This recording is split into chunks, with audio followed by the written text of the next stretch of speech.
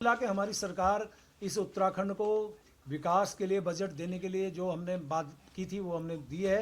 और आप जानते हैं कि हमारे उत्तराखंड राज्य का ये 25वां वर्षगांठ है और 25वां वर्षगांठ यानी रजत जयंती मना रहे हैं। उस दिशा में आप 1 लाख करोड़ से ज़्यादा का बजट पहली बार मेरे उत्तराखंड की धरती पे हम लोगों के द्वारा यहाँ रखा गया है। ए का मतलब आत्मनिर्भर उत्तराखंड, एम का मतलब महान विरासत और ओ का मतलब ओजस्वी मानव संसाधन। यानी कि इसमें भी हमने अपने इस बजट को थोड़ा सा जोड़ने का काम किया है। अब इसमें मान लिया हम नमो के पहले बिंदु एन की यदि बात करें, नवाचार की हम बात करें, तो अब आप देखिए परिवार पहचान पत्र, पेपरलेस रजिस्ट्रेशन, बायोमेट्रिक आधारित आधार प्रमाणीकरण, fire hydrant machine, smart meter, science centre, smart class के लिए बजट में प्रोविजन किया है। नमो के दूसरे बिंदु में ए आता है तो आत्मनिर्भर उत्तराखंड के लिए हमने सप्तऋषि की अवधारणा इसमें जोड़ी है। आप देखिए हर शब्द में कुछ ना कुछ है और उसके अंदर क्या छिपा है वो सब मैं आपको यहाँ परिभाषित कर रहा हूँ, उसको क्लियर कर रहा हूँ। अब इसमें जो ए है, ए का मतलब आत्मनिर्भर उत्तराखंड, और उसमें भी सप्तऋषि के रूप में हमने इसको आपके सामने परिभाषित किया है कि उसमें 7 क्या है, कृषि, उद्योग, ऊर्जा, अवसंरचना, संयोजकता, पर्यटन तथा आयुष। ये सप्तऋषि हमारे आधुनिक उत्तराखंड का एक ग्रोथ इंजन इसे आप कह सकते हैं। अब आप इसमें एम पे आइए। नमो मतलब ANAMO। अब एम की मैं बात करूं तो महान विरासत, क्योंकि हम उत्तराखंड के लोगों के यहाँ विरासत आप सब जानते हैं भरी पड़ी है। इसके संरक्षण के लिए बहुत हम पहल हम लोग कर रहे हैं। इसमें शीतकालीन यात्रा अपने आप में बहुत बड़ी बात है। माननीय मुख्यमंत्री जी ने जिस प्रकार से, और बड़ी बात क्या है हमारे लिए, इसी 27 तारीख को माननीय प्रधानमंत्री जी उसके लिए आ रहे हैं, तो हमारे लिए इससे बड़ी सौभाग्य की बात नहीं हो सकती। नमो और नरेंद्र मोदी जी आ रहे हैं, तो इससे आप स्पष्ट समझ सकते हैं कि शीतकालीन यात्रा आदि क्लास आपको पता ही है। पिछली बार माननीय प्रधानमंत्री जी का आगमन हुआ तो आज वहाँ जिस प्रकार से तीर्थ यात्रा बढ़ी है, उधर आसपास के क्षेत्र में वहाँ जो हमारे लोगों का आवागमन बढ़ा है, वहाँ की आर्थिकी का आधार बढ़ा है। ऐसी ओम पर्वत और ऐसे इन स्थानों के लिए सड़क संयोजकता को सुगम बनाने के लिए आप जानते हैं कि हमारा हेमकुंड साहिब का जो गोविंद घाट है उससे लेकर घंगरिया तक जो मार्ग बन रहा है, देखिए हमारे यहाँ बहुत लोग शहीद हुए हैं, लेकिन ऐसे लोग शहीद जिनकी शहादत पे आज हमें गर्व है, नाज है। गुरु गोविंद साहिब के साहिबजादे के नाम से, जोरावर सिंह के नाम से हमने उसका नाम रखा है। बिंडोरा छेवी पातशाही गेट से धूमखेड़ा मार्ग का नाम साहिबजादे फतेह सिंह मार्ग किए जाने की स्वीकृति भी मिली है। यानी फतेह सिंह और जोरावर सिंह 2 भाई थे, उनको आपको सब पता है दीवार में चुन दिया गया था। और बड़ा कहता था कि मुझे दुख है कि पहले छोटे की शहादत हो रही है, और छोटा कहता है कि बड़े के होते मेरी शहादत हो रही है। यानी कि दोनों भाइयों की शहादत को कैसे हम विरासत के साथ जोड़ सके, उसमें मैंने आपको थोड़ा सा विस्तार से बताने का प्रयास किया है। ऐसे आप देखिए कि हरिद्वार और ऋषिकेश एक ऐसे क्षेत्र हैं जो हमारे प्रदेश के नहीं, विश्वव्यापी यदि इनके प्लेटफॉर्म पे बात करें तो एक बड़ा नाम है हरिद्वार का। अब आने वाले टाइम पे वहाँ कुंभ भी लगना है, उसके लिए भी हम तैयारी करेंगे। तो निश्चित रूप से हरिद्वार और ऋषिकेश के पुनर्विकास, शारदा रिवर फ्रंट और इसके निकटवर्ती क्षेत्रों का विकास, कावड़ योजना, हमारे कावड़ का यात्रा हमेशा चलती है, उसके लिए कितना बड़ा हमें इंफ्रास्ट्रक्चर और अन्य सुविधाएँ जो हमें वहाँ देनी पड़ती हैं, साफ़ सफाई है, वहाँ पे आने वाले लोगों के लिए सुरक्षा है, ये सारी चीज़ें आप जानते ही हैं। अर्ध कुंभ मेला जैसे मैंने भी बताया, उसकी प्रारंभिक तैयारी हम कर रहे हैं। वैसे तो अभी प्रयागराज में महाकुंभ चल रहा है, बहुत से लोग वहाँ गए हैं, कितना बढ़िया, कितना सुंदर। माननीय मोदी जी की कृपा से, माननीय योगी जी के प्रयास से बहुत लोग खुश हैं। और सौभाग्य से 2027 में हमारे यहाँ अर्ध कुंभ होना है, उसकी भी तैयारी करनी है। और आदरणीय आनंद जी यहाँ बैठे हैं, 2010 तो आपने बहुत सफलतम आपने वहाँ कुंभ किया था, आप ही आज हमारे ही बीच सचिव हैं। तो कुल मिला के एक अच्छा, उसके लिए हम प्रारंभिक तैयारी करने के लिए अब हम तैयार हो रहे हैं। ऋषिकेश में हिमालयन संग्रहालय की स्थापना हेतु विभिन्न मेलों के आयोजन और संस्कृत पाठशालाओं, हम लोग संस्कृत और संस्कृति की बात करते हैं, तो अब संस्कृति के उत्थान के लिए क्या करें। आपको सबको पता ही है कि लास्ट टाइम संस्कृत ग्राम की घोषणा हमारी सरकार के द्वारा की गई। अब उस उत्थान की बात कर रहे हैं। मेरे द्वारा खुद आपको पता है जब शपथ ग्रहण मंत्री के रूप में ली थी तो मैंने संस्कृत में ली थी, आपको सबको जानकारी होगी। तो उसके लिए संस्कृत पाठशालाओं और विश्वविद्यालयों को अनुदान आदि बजट का प्रावधान किया जा रहा है। नमो के चौथे बिंदु ओ अर्थात ओजस्वी मानव संसाधन। में हम लोग क्या कर रहे हैं, उत्तराखंड वेंचर फंड की स्थापना कर रहे हैं, उद्यमिता को प्रोत्साहित कर रहे हैं, कृषकों को प्रोत्साहित कर रहे हैं, खेल सुविधाओं को विकास कर रहे हैं, खिलाड़ियों को प्रोत्साहन दे रहे हैं। चूँकि अब आप जानते हैं राष्ट्रीय खेल हमारे यहाँ हुआ है, तो हमारे लिए पास एक चुनौती बनती है कि अब आने वाला जो उनका इंफ्रास्ट्रक्चर है उसको कैसे और उनको मेंटेन रखें, अपने खिलाड़ियों को उसके माध्यम से कैसे और खेल भावना को आगे बढ़ाएं, खिलाड़ियों को प्रोत्साहित करें। देवभूमि उद्यमिता योजना, ये सब कुछ चीज़ें मैंने आपको बताई हैं कि जो हम लोग इस नमो के माध्यम से कर रहे हैं। लेकिन उसके साथ साथ जो आधारभूत अवसंरचना के माध्यम से मैं कुछ बातें आपको और बता रहा हूँ। जमरानी बांध योजना, जिसके लिए हमने 625 करोड़ का प्रोविज़न किया है। सौंग परियोजना के लिए 75 करोड़ का प्रोविज़न किया है। ये बहुत बड़ी महत्वाकांक्षी परियोजना हमारे लिए है। लखवाड़ परियोजना के लिए 285 करोड़, राज्यों के लिए विशेष पूंजीगत सहायता SACCI 1500 करोड़ रुपए के लिए प्रोविज़न किया है। जल जीवन मिशन समग्र, उसके लिए 1843 करोड़ 44 लाख का प्रोविज़न इसमें किया है। नगरीय पेयजल जलोत्सारण योजना का निर्माण के लिए 100 करोड़ का हमने प्रोविज़न किया है।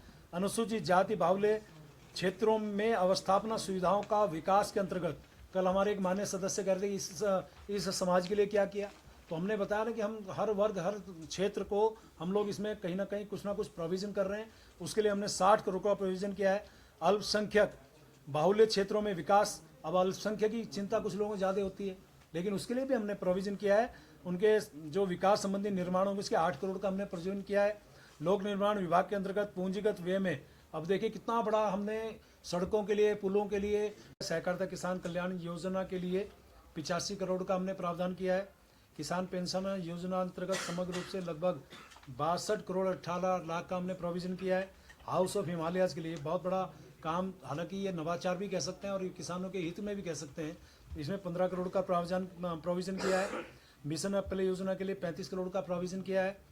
साइलेज आदि हेतु समग्र रूप से 40 करोड़ का प्रोविज़न है। दुग्ध मूल्य प्रोत्साहन योजना हेतु 30 करोड़ का इसमें प्रोविज़न किया है। मुख्यमंत्री राज्य कृषि विकास योजना अंतर्गत 25 करोड़ का प्रोविज़न किया है। मुख्यमंत्री मत्स्य संपदा योजना के लिए 12 करोड़ 43 लाख का प्रोविज़न किया है। मिलेट मिशन योजना के लिए 4 करोड़ का प्रोविज़न किया है। स्थानीय फसलों के प्रोत्साहन कार्यक्रम के लिए 5 करोड़ 75 लाख का हमने प्रोविज़न किया है। National mission for natural farming योजना के लिए 3 करोड़ 22 लाख का प्रोविज़न किया है। अब उसका ज्ञान का आखिरी शब्द है एन, नारी, और नारी में नंदा गौरा योजना अंतर्गत 157 करोड़ 84 लाख का प्रोविज़न है। मुख्यमंत्री बाल पोषण योजना अंतर्गत 29 करोड़ 91 लाख का प्रोविज़न है। मुख्यमंत्री महालक्ष्मी किट योजना के लिए 22 करोड़ 62 लाख का प्रोविज़न है।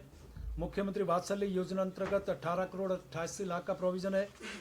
मुख्यमंत्री महिला पोषण योजना के लिए 13 करोड़ 96 लाख का प्रोविज़न है। मुख्यमंत्री आंचल अमृत योजना के लिए 14 करोड़ का प्रोविज़न किया है। मुख्यमंत्री बाल एवं महिला बहुमुखी विकास लिए 8 करोड़ का प्रोविज़न है। निराश्रित विधवाओं की पुत्री के लिए, ये बड़ी चीज़ है, इसमें 5 करोड़ का प्रोविज़न किया है। मुख्यमंत्री अल्पसंख्यक मेधावी बालिका प्रोत्साहन योजना के लिए 3 करोड़ 76 लाख का प्रोविज़न किया है। मुख्यमंत्री महिला स्वयं सहायता समूह सशक्ति योजना के लिए 5 करोड़ का प्रोविज़न किया है। महिला उद्यमियों के लिए विशेष प्रोत्साहन योजना अंतर्गत 5 करोड़ का प्रोविज़न हुआ है। और ईजा बोई सगुन योजना के लिए 14 करोड़ 13 लाख का प्रोविज़न किया है। और इसमें विशेष बात यह है कि जो हमने ज्ञान को यहाँ प्रभाषित किया है, उसमें नमो को भी हमने प्रभाषित किया है।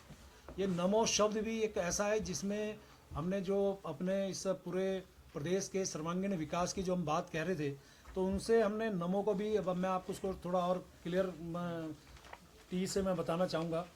अब नमो का मतलब क्या है?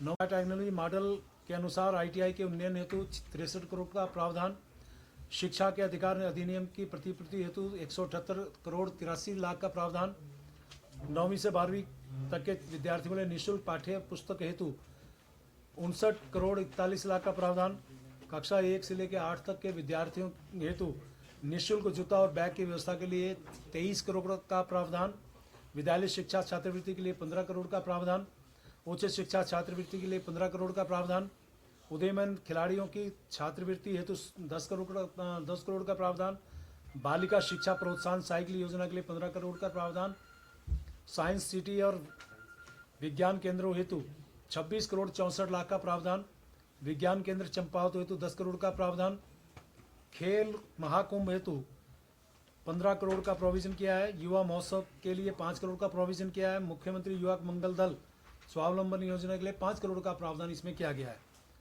अब उसमें फिर अन्नदाता यानी ज्ञान का जो ए शब्द आता है उसे अन्नदाता यानी किसान हम बोल रहे हैं, तो उसमें बनाने के लिए हमने 1268 करोड़ 70 लाख रुपया उसके और अनुरक्षण के लिए 900 करोड़ रुपया।